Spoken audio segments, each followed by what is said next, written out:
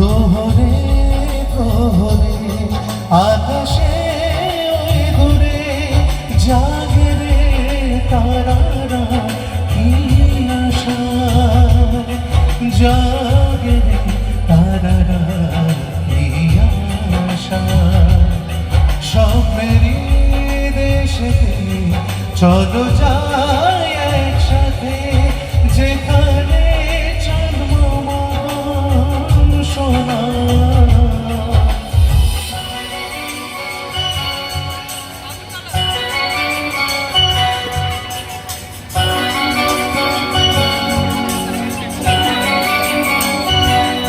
সেই আশায় দিন আমার কেটে যায় ফুটবে যে কবে ফুল ভরসা ফুটবে যে কবে ফুল ভরসা সুখেরই সেই দিন আসবে যে একদিন দিন গুনে মঞ্চে আলো ছায়া দিন গুনে মঞ্চে আলো ছায়া স্বপ্নেরই দেশেতে চলো যাই একসাথে যেখানে জন্মমান সোনা রাত নামে দু চোখে জড়ায়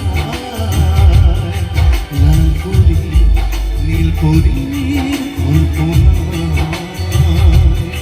স্বপ্নেরই দেশেতে চলো যাই একসাথে যেখানে জন্মমান সোনা রাত নামে দু চোখে লালপুরি নীলপুরি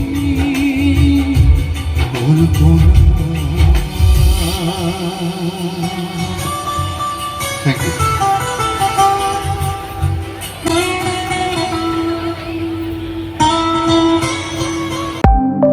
দেখছেন স্পেশাল ইভেন্ট টিভি।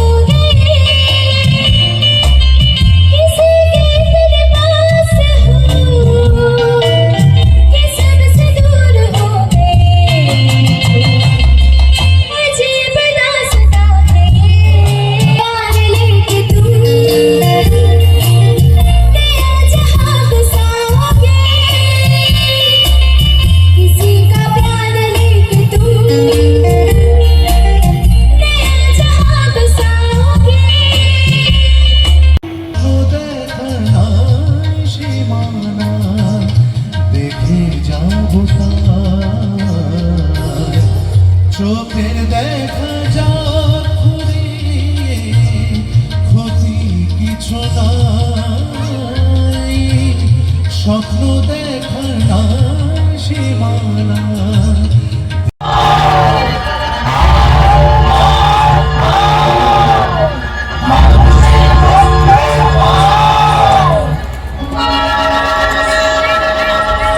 রূপ দেখতে তরাস লাগে বলতে করে ভয় কেমন করে রাক্ষসীরা মানুষ হয়ে রয়। এক রাজার দুই রানী ছিল, এক রানী মানুষ আর এক রানী রাক্ষসী। রাক্ষসী দিনে মানুষ সেজে থাকতো আর রাতে হয়ে যেত রাক্ষসী। প্রতি রাতে তার রাক্ষস সঙ্গীরা উড়ে আসতো তার কাছে, আর সবাই মিলে রাজার হাতিশালে হাতি খায়, ঘোড়াশালে ঘোড়া খায়। খেতে খেতে তারা রাজ্যের সব মানুষ এমনকি রাজা রানীকেও খেয়ে ফেললো। খেতে পারলো না শুধু তার নিজে কমলকে আর মানুষ রানীর ছেলে লাল কমলকে, কারণ দুই ভাইয়ের যে খুব মিল। নীলকমল আগলে রাখে লাল কমলকে, তাই রাগে সে এক রাতে দুই ভাইকে গিলে খেলো। খেলো তো বটে, কিন্তু হজম করতে পারলো না, উগড়ে দিল। আর তারা হয়ে গেল দুটো মস্ত ডিম। তখন রাক্ষসী সেই ডিম দুটোকে নিয়ে অন্য এক রাজ্যে গিয়ে পুঁতে দিয়ে এলো।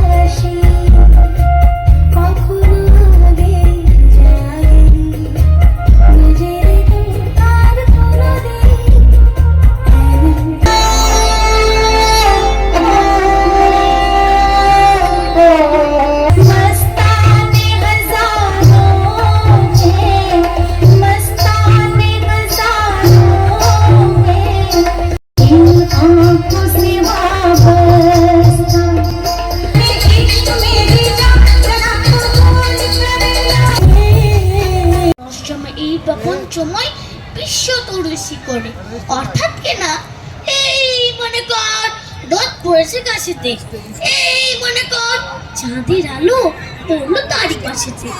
আবার ডাকিস দীপঙ্কর, সবাই ঢললো মারলো বললো কোনখানে তোর ঘর?